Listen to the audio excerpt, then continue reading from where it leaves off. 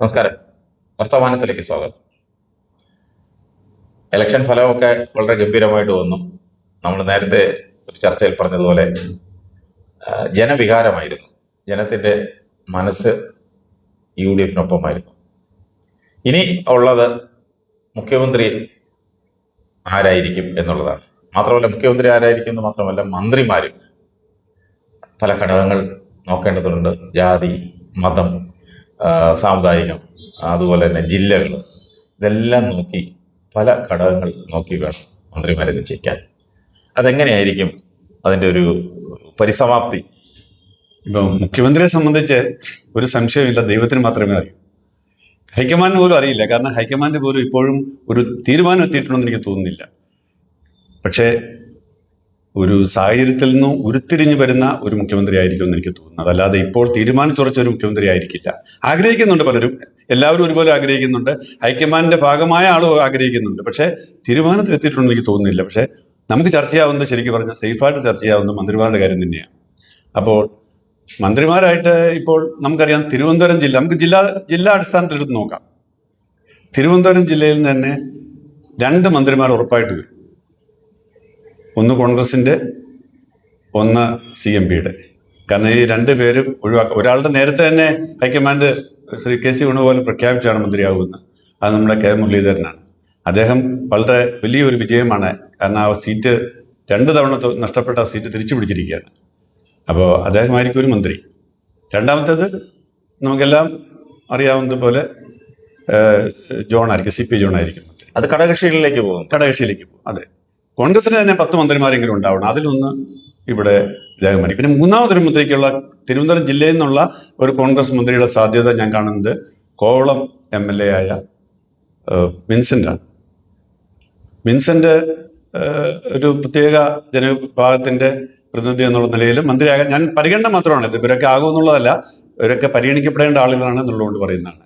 പിന്നെ ശക്തനുണ്ട്. പക്ഷെ ശക്തൻ നേരത്തെ മന്ത്രിയും സ്പീക്കറും ഒക്കെ ആയിട്ടുള്ള ആളായതുകൊണ്ട് ശക്തനെ ചിലപ്പോൾ തൽക്കാലം മാറ്റി നിർത്തിയെന്ന് വരും. ഇതാണ് തിരുവനന്തപുരം ജില്ലയുടെ സ്ഥിതി എന്നാണ് എന്റെ അഭിപ്രായം. ശക്തനെ മാറ്റി നിർത്തുക എന്ന് പറയുന്നത്, ഇപ്പം ശക്തൻ ഒരു സമുദായത്തിന്റെ ശക്തനാണ്. അദ്ദേഹം എനിക്കൊന്ന് നടർ ക്രിസ്ത്യനാണ്. ആ ഒരു സമുദായത്തിന്റെ പ്രതിനിധി അദ്ദേഹം മാത്രമേ ഉള്ളൂ. വിൻസെന്റ്, കോവളത്തെ വിൻസെന്റ് എന്ന് പറയുന്നത് ലാറ്റിൻ കാത്തലിക്സ് ആണ്. അദ്ദേഹവും എനിക്ക് തോന്നുന്നു ലാറ്റിൻ കാത്തലിക്സ് വേറെ ഇനി എറണാകുളത്ത് ഇനി ആരെങ്കിലും ഉണ്ടോ എന്നറിയില്ല. എറണാകുളത്തുണ്ട്. പക്ഷെ അതൊക്കെ പുതുമുഖമായിരിക്കും. അതിനകത്ത് സീനിയർ വിൻസെന്റ് തന്നെയാണ്. അപ്പൊ തിരുവനന്തപുരത്ത് തന്നെ 2, 3, 4 മന്ത്രിമാർ വരുന്നു.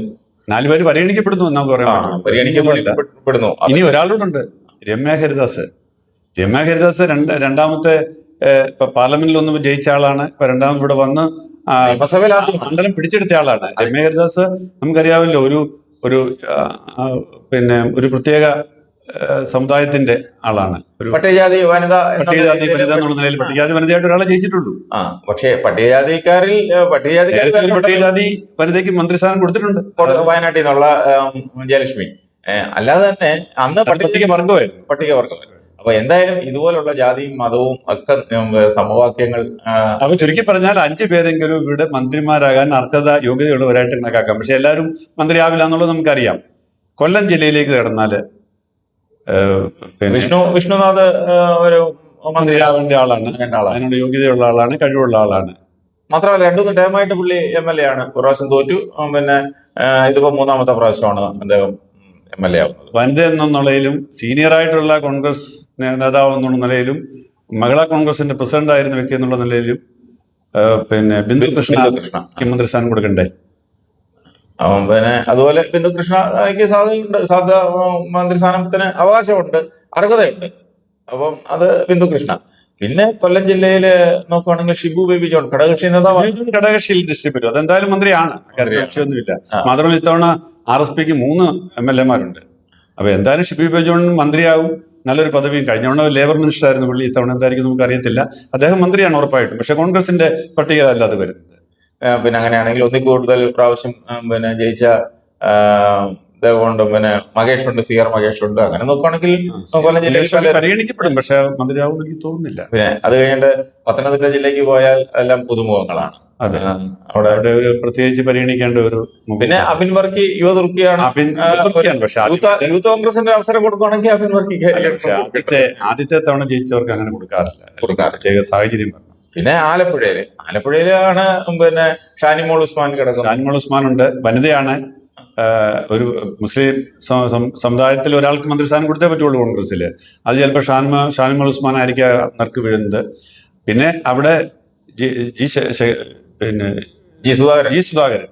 ജി സുധാകരന് നേടിയ അതിഹാസികമായ വിജയം മാത്രമല്ല, അദ്ദേഹത്തിന്റെ CPM വിട്ടുള്ള വരവാണ് ഇവിടുത്തെ ഈ CPM വിരുദ്ധ കോൺഗ്രസ് നീക്കത്തിന്റെ അതിന്റെ വികാരം ആ ഒരു ദാളി കത്തിച്ചത്. ആ ഒരാളി കത്തലൊക്കെ അതിനകത്ത് അദ്ദേഹം ഇന്നലെ കഴിഞ്ഞ ദിവസം അദ്ദേഹം പറഞ്ഞു, ഞാൻ ഇപ്പോഴും കമ്മ്യൂണിസ്റ്റുകാരനാണ്. അതെ, എനിക്ക് പിന്നെ UDF എനിക്ക് കോൺഗ്രസും UDF ഒക്കെ എനിക്ക് സപ്പോർട്ട് ചെയ്തതന്നേ ഉള്ളൂ. ഞാൻ വിചാരിച്ച അദ്ദേഹത്തിന് മന്ത്രിസ്ഥാനം കൊടുക്കണമെന്ന് അവകാശപ്പെടില്ല. പക്ഷെ അതിന്റെ കൂടെ ഒരു കാര്യം കൂടെ പറഞ്ഞു, അദ്ദേഹം അധികാരമോഹിയാണെന്ന് ആരോപണം ഉണ്ടല്ലോ എന്ന് പറഞ്ഞപ്പോൾ അദ്ദേഹം പറഞ്ഞു, സൂക്ഷ്മമായിട്ട് ശ്രദ്ധിച്ചറിയാം, അധികാരത്തിന് വേണ്ടിയാണ് എല്ലാവരും മത്സരിക്കുന്നത്. എന്താ ഈ അധികാരത്തിന് എന്താ കുഴപ്പം? അധികാരത്തിലൂടെ ജനങ്ങളെ സേവിക്കാൻ പറ്റുള്ളൂ. ഇതൊക്കെ അദ്ദേഹം വളരെ ബുദ്ധിപൂർവ്വം പറഞ്ഞിട്ടുണ്ട്. അതുകൊണ്ട് അങ്ങനെയൊക്കെ തള്ളി കളയണ്ട. അദ്ദേഹവും വരാൻ സാധ്യത പരിഗണിക്കപ്പെടേണ്ട ഒരാൾ തന്നെയാണ്. കാരണം ജി സുധാകരനെ മന്ത്രിയാക്കിയില്ലെങ്കിൽ ഒരു വലിയ വിമർശനം ഉണ്ടാവും. CPM പോയിട്ട് എന്ത് ഗുണമുണ്ടായി? വെറുതെ ഒരു MLA ഇരിക്കാനാണോ തങ്ങളെപ്പോലെ സീനിയറായിട്ടുള്ള ആള് പാർട്ടിയെ ഒറ്റിക്കൊടുത്തെന്നുള്ള ചോദ്യം വരും. അങ്ങനെ പോകുന്നവർക്കെല്ലാം പിന്നെ കൊടുക്കാനാണെങ്കിൽ ആ കൂടി വന്നവരിൽ CPM വിട്ട് വന്നവരിൽ ഒരാൾ മാത്രമേ ജയിച്ചുള്ളൂ, അദ്ദേഹം മാത്രമേ ജയിച്ചുള്ളൂ. അല്ലല്ലോ, CPM വിട്ട് വന്ന 4 പേര് ജയിച്ചില്ല, 3 പേര് ജയിച്ചല്ലോ. അവരൊക്കെ പിന്നെ കോൺഗ്രസിന്റെ ചിഹ്നത്തിലോ അല്ലെങ്കിൽ കോൺഗ്രസ്സുകാരായിട്ടോ അല്ലല്ലോ അവരെല്ലാം മത്സരിച്ചത്. അല്ല, പിന്നെ സുധാകരനും അല്ലല്ലോ, കോൺഗ്രസ് ചിഹ്നത്തിലല്ലല്ലോ മത്സരിച്ചത്. അല്ല, അതുകൊണ്ടാ പറഞ്ഞ അവർക്കൊക്കെ മന്ത്രിസ്ഥാനം കൊടുക്കുകയാണെങ്കിൽ ഇവിടെ ഒരു ഇങ്ങനെ ഒരു കീഴ്വഴക്കം ഉണ്ടാക്കി വെക്കുന്നത് ശരിയല്ല. നനച്ചവനും MP രാഘവൻ എങ്ങനെയാണ് മന്ത്രിയായത്? പിന്നെ കോൺഗ്രസ് ചിഹ്നത്തിൽ മത്സരിച്ചിട്ടാണോ? അല്ല, അത് എങ്ങനെയാ മന്ത്രിയായത്? ഘടകകക്ഷിയാ, പാർട്ടി ഉണ്ടാക്കി ഘടകകക്ഷിയായിട്ട് വന്നാൽ ഘടകകക്ഷിക്ക് മന്ത്രിസ്ഥാനം കൊടുക്കാം. ഘടകകക്ഷി അല്ലാത്തവർക്ക് മന്ത്രിസ്ഥാനം കൊടുത്തിട്ടില്ലേ? പിന്നെ സ്വതന്ത്ര സ്ഥാനാർത്ഥികൾക്ക് ചില സാഹചര്യങ്ങളിൽ ചിലപ്പോൾ കൊടുത്തു കാണും. അത് 2 മുന്നണിയിലും കൊടുത്തു കാണും. പക്ഷേ പിന്നെ വെള്ളം നനച്ചവനും നട്ടവനും നനച്ചവനെയൊക്കെ മാറ്റി നിർത്തിയിട്ട് ഈ പാർട്ടിക്ക് വേണ്ടി അടി ഇടി തൊഴിയും കൊണ്ട് എപ്പോഴും ക്ഷയരോഗിയായിട്ട് നടക്കുന്ന എത്രയോ ആളുകൾ ഈ പാർട്ടിയിലുണ്ട്. ഇവരൊക്കെ ജയിച്ചു വന്നവരുണ്ട്. ജയിച്ചു വന്നവര് ഞാൻ ചോദിക്കട്ടെ, ആലപ്പുഴ ഒരു തോമസ് ഒരു മീൻപിടുത്തകൻ, അവന്റെ ജീവിത സാഹചര്യങ്ങൾ നമ്മൾ മനസ്സിലാക്കിയാൽ അവനും ഒരു അവസരം കൊടുത്തൂടെ? അവൻ ജയിച്ചു വന്നില്ലേ? അല്ല, അവരൊക്കെ മന്ത്രിസ്ഥാനത്തിന് വേണ്ടിയാണോ മത്സരിച്ചത്? ആരും മന്ത്രിസ്ഥാനത്തിന് വേണ്ടി. പക്ഷെ നമ്മളതിനകത്ത് മന്ത്രിസ്ഥാനം കൊടുക്കുമ്പോൾ പല ഘടകങ്ങള് അതിനകത്ത് അവരുടെ കഴിവ്, അവരുടെ സീനിയോറിറ്റി, അവരുടെ സമുദായം, ഇതെല്ലാം നോക്കും. പിന്നെ അത് കഴിഞ്ഞിട്ട് പിന്നെ കോട്ടയത്തേക്ക് പോയാല് തിരുവഞ്ചൂർ രാധാകൃഷ്ണനുണ്ട്, പിന്നെ ചാണ്ടിയുമ്മനുണ്ട്. ചാണ്ടിയുമ്മ രണ്ടാമത്തെ ടൈം മാത്രമല്ല, ചാണ്ടിയുമ്മൻ വൻ ഭൂരിപക്ഷമാണ് നേടിയിരിക്കുന്നത്. ഒരു യുവ MLA എന്നുള്ള നിലയിൽ പിന്നെ മൂന്നാമത് ഉമ്മൻചാണ്ടിയുടെ മകനാണ്. എന്തായാലും പറഞ്ഞാൽ ഒരു കാര്യം വസ്തുതയുണ്ട്, ഉമ്മൻചാണ്ടി എന്നുള്ള വികാരം ഇത്തവണ UDFന്റെ വിജയത്തിൽ വലിയൊരു ഘടകമായിരുന്നു. കഴിഞ്ഞ തവണ അദ്ദേഹം ഇരുന്നപ്പോഴത്തേക്കാൾ ഏറെ അദ്ദേഹം മരിച്ചു കഴിഞ്ഞ് അദ്ദേഹം ഒരു വലിയ വികാരമായിട്ട് ഇവിടെ UDFന്റെ വിജയത്തെ സഹായിച്ചിട്ടുള്ള കാര്യത്തിൽ രാഷ്ട്രീയ ബോധമുള്ള ഒരാളും അത് നിരാകരിക്കത്തില്ല. അപ്പോൾ അങ്ങനെയുള്ള ഉമ്മൻചാണ്ടിയുടെ വിജയം അംഗീകരിക്കുന്നെങ്കിൽ ഒരുപക്ഷെ ചാണ്ടി ഉമ്മന് ഒരു അവസരം കൊടുക്കേണ്ടി വരും. സത്യമാണ്, ജീവിച്ചിരുന്ന ഉമ്മൻചാണ്ടിയെക്കാളും ശക്തൻ ഉമ്മൻചാണ്ടിയാണ്. ഇത്തവണ ഈ ചാണ്ടി ഉമ്മന് കിട്ടിയ ഈ ഭൂരിപക്ഷം എന്ന് പറഞ്ഞാൽ ചാണ്ടി ഉമ്മന്റെ പ്രകടനത്തിന് കിട്ടിയ അംഗീകാരമാണ്. അതേസമയം തന്നെ ഉമ്മൻചാണ്ടിക്ക് കിട്ടിയ വോട്ടുകൂടിയാണ്. കഴിഞ്ഞ തവണ ചാണ്ടി ഉമ്മൻ ജയിച്ചത് ചാണ്ടി ഉമ്മന്റെ വോട്ട് മാത്രമായി, ഉമ്മൻചാണ്ടിയുടെ വോട്ട് മാത്രം കൊണ്ടാണ് ചാണ്ടി ഉമ്മൻ ജയിച്ചത്. ഇത്തവണ ചാണ്ടി ഉമ്മൻ ജയിച്ചത് ഉമ്മൻചാണ്ടിയുടെ വോട്ട് പ്ലസ് ചാണ്ടി ഉമ്മന്റെ വോട്ട്, അതുകൊണ്ടാണ് 54,000 വോട്ടിലേക്ക് അത് എത്തിയത്. അവിടെ കോട്ടയത്ത് വരുമ്പോൾ പിന്നെ ഘടകകക്ഷിക്ക് മോൻസി ജോസഫ് ഉണ്ട്, പിന്നെ ഘടകകക്ഷിക്കുണ്ട്. പിന്നെ ഘടകകക്ഷി നമ്മൾ ഇതിനകത്ത് കൂട്ടണ്ട, നമ്മൾ ഈ നമ്മുടെ കോൺഗ്രസിന്റെ 10 ഇത് മാത്രം എടുത്താൽ മതി. അത് കഴിഞ്ഞ് മോൻസി ജോസഫ് ആകാനുള്ള എല്ലാ സാധ്യതയുണ്ട്. ഇടുക്കിയിലോട്ട് പോയാൽ പിന്നെ അപ്പുണ്ട്. അപ്പുവിനെ 2 മന്ത്രിസ്ഥാനം ഇത്തവണ എന്തായാലും 5 കൂടുതൽ ഉണ്ടായതുകൊണ്ട് 2 മന്ത്രിസ്ഥാനം കൊടുക്കേണ്ടി വരും. അങ്ങനെയാണെങ്കിൽ ചിലപ്പോൾ അപ്പു തന്നെ ആയെന്ന് വരും. അല്ലെങ്കിൽ അപ്പു വേണ്ടെന്ന് വെച്ചിട്ട് അതിനകത്ത് ഉണ്ണിയാടനോ ആരെങ്കിലും ഒരാൾക്ക് അപ്പുവിന് കൊടുക്കണം. കാരണം ജോസഫ് സാർ തീരുമാനിക്കേണ്ട ആള് അപ്പുവിനാണ് ഇതിനകത്ത് ഡിസൈഡിങ് ഫാക്ടർ. PJ ജോസഫ് സാറാണല്ലോ സോറി, അപ്പു അല്ല PJ ജോസഫാണ് തീരുമാനം. അതുകൊണ്ട് ചിലപ്പോൾ മകൻ വേണ്ട എന്ന് അദ്ദേഹം വളരെ ഔദാര്യപൂർവ്വം വേണ്ടെന്ന് വെച്ചാൽ അപ്പു വരത്തില്ല. പിന്നെ അപ്പു ആദ്യമായിട്ട് ജയിച്ചതാണ്, അതുകൊണ്ട് അപ്പു അങ്ങനെ വരാനുള്ള സാധ്യത ഞാനും കാണുന്നില്ല. അപ്പോ ഉണ്ണിയാടനായിരിക്കാം ചിലപ്പോൾ 2ാമത്തെ ആള് എന്ന് പറഞ്ഞുകൊണ്ട് ഉണ്ണിയാടന് നേരത്തെ ഒരു അവസരം ചീഫ് ഒക്കെ ആയത് അവസരം കൊടുത്തതാണ്. ചീഫ് വിപ്പായിട്ട് കൊടുക്കുന്ന മന്ത്രിയാവുന്ന വ്യത്യാസമുണ്ടല്ലോ. മാത്രമല്ല അല്ല, ക്യാബിനറ്റ് റാങ്ക് അല്ലേ ചീഫ് വിപ്പ് എന്ന് പറഞ്ഞാൽ ക്യാബിനറ്റ് റാങ്ക് ആയിരുന്നല്ലോ. സീനിയോറിറ്റി ഒരു വലിയ ഘടകം. എന്തോ അങ്ങനെയാണെങ്കിൽ മോൻസ് ജോസഫ് നേരത്തെ മന്ത്രിയായിരുന്നു. മന്ത്രിയായിരുന്നു കൊടുക്കുന്നത് മാറ്റി നിർത്താമല്ലോ. അവിടെ 7 പേരിലുണ്ടല്ലോ. അപ്പൊ അവർക്ക് ആരെ വേണേലും അവരാക്കാം. ഇത് CPM അല്ല അങ്ങനെ മാറ്റി നിർത്താനായിട്ട്. എന്തായാലും ഇടുക്കി ഒരു ഘടകകക്ഷി നേതാവ് മന്ത്രിയാവും. വേറെ മന്ത്രി ഇടുക്കിയിൽ നിന്ന് പിന്നെ എറണാകുളത്തേക്ക് പോയാല് ഒരുപിടി നേതാക്കന്മാർ കിടക്കുക. സീനിയർ ആയിട്ടുള്ള ഒരുപിടി നേതാക്കന്മാര് ചിലപ്പോൾ മുഖ്യമന്ത്രി ഉൾപ്പെടെ ചിലപ്പോൾ മുഖ്യമന്ത്രിനകത്ത് പെടുത്തണ്ട. മുഖ്യമന്ത്രി 20 ഈ 10 മുഖ്യമന്ത്രി വരുന്നില്ല. എങ്കിലും ഈ പറയുന്ന ഈ എറണാകുളത്ത് ഒരുപാട് നേതാക്കന്മാർ, അർഹതപ്പെട്ട ഒരുപാട് നേതാക്കന്മാരുണ്ട്. പിന്നെ അതുപോലെ തന്നെ അങ്ങോട്ട് പോയി കഴിഞ്ഞാല് കോഴിക്കോടായാലും മലപ്പുറത്ത് തൃശ്ശൂര് പ്രതാപൻ തോറ്റുപോയി. പ്രതാപൻ തോറ്റില്ലായിരുന്നെങ്കിൽ പ്രതാപന്റെ മന്ത്രിയാകേണ്ട ആളാണ്. പ്രതാപന്റെ തോൽവി വലിയൊരു സെറ്റ്ബാക്ക് അദ്ദേഹത്തിന്. പിന്നെ തൃശ്ശൂര് പിന്നെ എല്ലാം ബാക്കിയുള്ളവരൊക്കെ പുതുമുഖങ്ങളാണെന്ന് തോന്നുന്നു. അവിടെ പിന്നെ വലിയ ഒരു നേതൃനിരയിൽ നിന്ന നേതാക്കന്മാരില്ല. പത്മജ ഉണ്ടായിരുന്നെങ്കിൽ പത്മജ ഈസി ആയിട്ട് ഇപ്പൊ MLA ആയിരുന്നേനെ മന്ത്രിയായേനെ. പിന്നെ അത് കഴിഞ്ഞിട്ട് പിന്നെ അങ്ങോട്ട് പോയ പാലക്കാടും ഈ പറയുന്ന തലമുതിർന്ന നേതാക്കന്മാര് പഴയ എല്ലാം ഇപ്പം UDF പ്രത്യേകിച്ച് കോൺഗ്രസിൽ വന്നിട്ടുള്ള PT ബൽറാമിനെ പരിഗണിക്കേണ്ട ഒരാളാണ്. ബൽറാം ഇപ്പൊ 2ാമത്തെ പ്രാവശ്യമാണ് ജയിച്ചത്. ബൽറാമിനെ പരിഗണിക്കേണ്ട ഒരാളാണ്. പിന്നെ സമുദായ പരിഗണന എല്ലാം വരുമ്പോഴാണ് അതിനകത്ത് എല്ലാം പലരും ഔട്ടാകുന്നതും പലരും പ്രതീക്ഷിക്കാതെ ഇതിനകത്ത് കൊടുക്കുന്നതൊക്കെ അങ്ങനെയാണ്. മലപ്പുറത്ത് പിന്നെ ലീഗിന്റെ ലീഗിന്റെയിലാണ് എല്ലാ മന്ത്രിമാരും അവരുടെയാണ്. കോഴിക്കോട് വരുമ്പോഴും പിന്നെ പ്രത്യേകിച്ച് ക്ലെയിമുള്ള സീനിയർ നേതാക്കന്മാർ കുറവാണ്. പിന്നെ കണ്ണൂരും സീനിയർ KPC പ്രസിഡന്റ് ഉണ്ട്. KPC പ്രസിഡന്റ് മന്ത്രിയാവുന്നുള്ള കാര്യം ഉറപ്പാണ്. KPC പ്രസിഡന്റ് ഉണ്ട്. പിന്നെ